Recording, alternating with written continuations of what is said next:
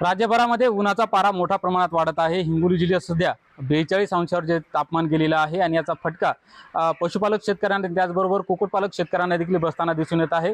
खरं तर हिंगोली जिल्ह्यामध्ये मागील 7 ते 8 दिवसापासून तापमान वाढतोय, त्यामुळे जे शेतकरी आहेत ते आपल्या पक्ष्याचं त्याचबरोबर जे पशुधन आहे त्याचा बचाव करण्यासाठी वेगवेगळ्या उपाययोजना राबवत आहेत। मोठी कसरत करावी लागते शेतकऱ्यांना। हिंगोलीच्या सेनगाव तालुक्यातील जे शिंदगीनागा गाव आहे तेथील हे कुक्कुट उत्पादक शेतकरी आहेत। आपण बघतोय की उन्हापासून या जे पक्षी आहेत त्यांचा बचाव करण्यासाठी शेतकऱ्यांनी जे आहे ते शेडच्या वरी जे आहे ते मिनी स्प्रिंकलर लावलेले आहेत, त्याचबरोबर शेडमध्ये जे आहे ते फॉगर लावलेले आहेत, जेणेकरून जे पक्षी आहेत त्यांना थंडावा निर्माण होईल। आपल्यासोबत शेतकरी आहेत, आपण त्यांच्याकडून जाणून घेऊयात त्याला काय उपाययोजना केल्या तुम्ही पक्ष्यांना गरमीपासून वाचवण्यासाठी। आम्ही सुरुवातीला काहीच केलं नव्हतं, म्हणजे ऊन कमी असल्यामुळे बॅच घेतली होती। त्याच्यानंतर आम्ही ऊन जास्त तपायला लागलं, त्याच्यामुळे जास्त मर होऊ लागले। दिवसाला 50, 60, 80, 100 पर्यंत मर गेली। 100च्या नंतर आम्ही मग त्याच्यानंतर उपाययोजना सुरू करणार। साईडला कर्टन लावले, फॉगर बसवले, फॅन बसवले, त्याच्यानंतर वरून मॅक्रो पिंकर बसवले।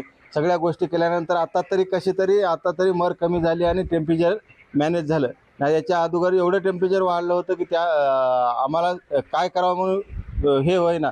आणि मागील 3 वर्षापासून शेडचा अनुभव असल्यामुळं आम्ही मॅक्रो पिंकर, साईडला कर्टन लावणे, थिंबक जोडणे, नंतर मॅक्रो पिंकर लावणे, सगळे उपाययोजना केल्यानंतर आमचे थोडासा मेंटेन झालं। तर त्याच्यामुळं आता हे तुम्ही मिनी स्प्रिंकलर लावले, फॉगर लावले, त्यामुळे काय चांगला परिणाम होतो? हा, चांगला आहे। फॉगरमुळं एक तर पक्षाला जे उष्णता आहे त्याची उष्णता कमी होते आणि लहाकणं कमी होतं, त्याच्यामुळं पक्ष्याचा बचाव होतो।